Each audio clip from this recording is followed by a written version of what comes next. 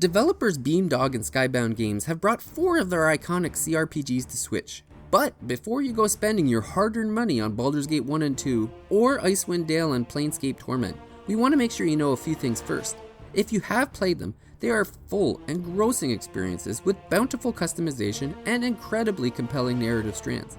However, as this is the first time these seminal CRPGs are being made available on consoles, new players should be aware of the following. First, expect to read more pages of a manual than you might have ever done before. Unless you buy the Baldur's Gate combo specifically, there are no tutorials or in-game manuals to help you. The first Baldur's Gate does include a tutorial, but if you were thinking of picking up the other combo package instead, you're out of luck. For some strange reason, the How to Play feature was removed from Icewind, and Planescape never seems to have had one at all. Characters you meet or those who would join your party may have advice that you can parse from their dialogue, but for the most part, you're on your own. The introduction of Planescape provides the tiniest bits of instruction, but is basically limited to equipping and using items. If you really want to know what's going on, you'll need the manual, and you'll be afraid to learn that the most recent version is split into 3 sectioning totaling about 450 pages. Second, even on the easiest difficulty setting, progressing much further than the prologue section of each game is incredibly difficult. In Icewind, you effectively can't be killed on the lowest difficulty setting, which is helpful until you reach areas where you can become trapped by enemies that you might not be able to take down. Certain enemies can't be damaged by physical weapons like swords and daggers. You need magic to take them down. Does anyone tell you that? How easy do you think it is just to learn and equip magic? This ain't no Diablo 3 or Final Fantasy 7. On normal difficulty, characters in your party can't be permanently killed. But does anyone tell you how to resurrect them? In Planescape, even outside the monastery, very early in the game, you can be surrounded by common thugs and defeated easily on its lowest setting. Just run past them? Yeah, right, sure. But whenever you first encounter a combat threat, the game pauses and allows you to make a tactical decision. So the constant starting and stopping can wear pretty thin. Enemies also seem to aggro randomly, so carefree walking through one section of town might be much more dangerous the next time you pass by. Third, there are a few quality of life features that make finding your next objective anything less than frustrating. You have a journal, but it can quickly become overflowing with quests, entries, and names to remember. You almost have to talk to everyone multiple times just to see if they had given you a quest or they're the person that you're looking for. There are no question markers, exclamation points, or similar beacons.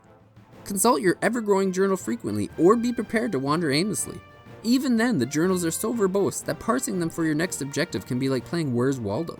Fourth, these CRPGs are incredibly lengthy and dense, so even if you do stumble through the early segments of the game, you can just as easily get into a situation where a mechanic or strategy isn't known to you. Conversations with NPCs can be fairly long, with multiple dialogue choices peppered throughout. This means that even trying to ascertain basic information and details can be like reading a novel. Maybe you killed someone by accident that was trying to help you. Do you even know how resting works? It allows you to replenish your health, and it works in a clumsy sort of way in Icewind Dale. But in Planescape Torment, resting in one of these first places in the hive freezes the game. So I'm not actually sure where you're supposed to replenish your health that isn't bugged.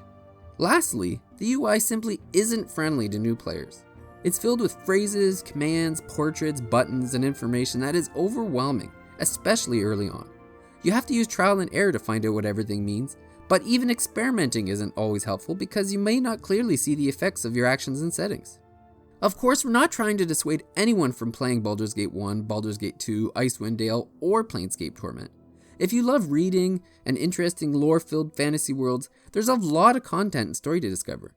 If you have played or regularly play Dungeons & Dragons, you're likely to be more familiar with some of the gameplay mechanics and strategies needed to get through these games, and you may even have the patience needed to struggle your way forward. If you grew up playing CRPGs and still enjoy them, having them portable seems like a no-brainer. I completely understand why all of these titles are so highly regarded and beloved, but that doesn't mean they're intended for a wide audience or that they hold up today. You almost have to have experience with these CRPGs to enjoy them on consoles in 2019.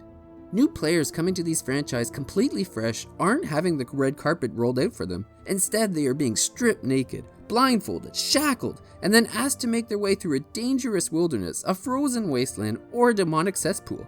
As far as I'm concerned, you should have to pass a test before you can buy these games, let alone play them. They may have been pillars of the RPG pantheon 20 years ago, but they haven't been given the love and attention they need to be anything more than curiosities today.